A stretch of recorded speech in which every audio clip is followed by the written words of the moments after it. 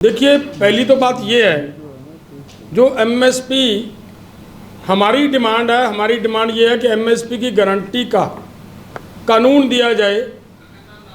MSP जो announce होती है उसके ऊपर हमारी फसल की खरीदारी हो, हमारी मांग ये है। उन्होंने क्या किया, सरकार ने एक रूटीन वाइज जो किया जाता है उसी तरीके से एमएसपी की में बढ़ोतरी की है। अगर वो बढ़ोतरी की बात करें तो इम्पोर्टेंट बात उसमें ये बहुत सीरियस बात है कि जिसको पूरे देश के अंदर ऐसे पेश किया जा रहा है कि बहुत कुछ दे दिया किसानों को, सरकार ने एक बड़ा मार्का मार दिया आते ही। लेकिन हकीकत ये है कि जो ग्रामीण क्षेत्र, ग्रामीण भारत के अंदर महंगाई की दर बढ़ी है, वो लगभग 5.25% के आसपास है। तो जो उन्होंने हमारी फसलों का रेट बढ़ाया, खास तौर पर बाजरा जो लोग खाते हैं, धान, इनके ऊपर 5%,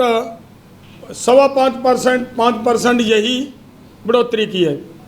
तो कौन सा बड़ा काम कर दिया सरकार ने?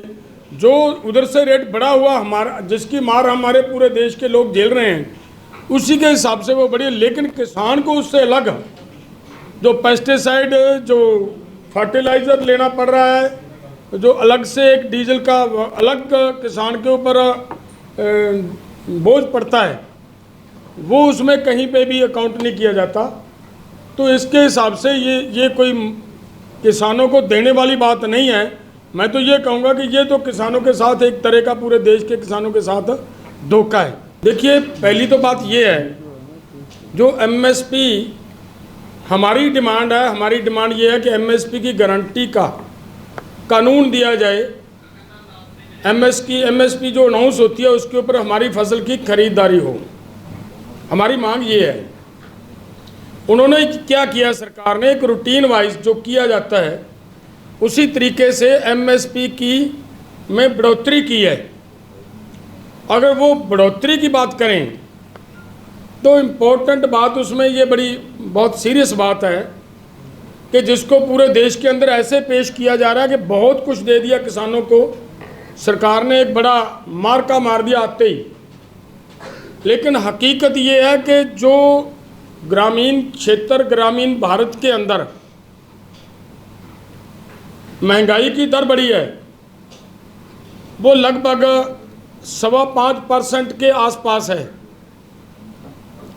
तो जो उन्होंने हमारी फसलों का रेट बढ़ाया, खास तौर पर बाजरा जो लोग खाते हैं, धान, इनके ऊपर 5%,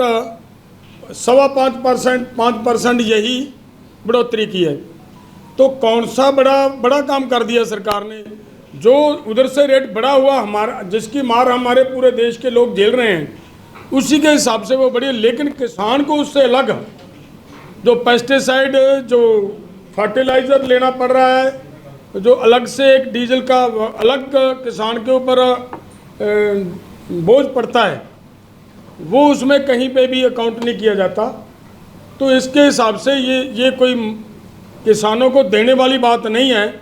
मैं तो ये कहूँगा कि ये तो किसानों के साथ एक तरह का, पूरे देश के किसानों के साथ धोखा है।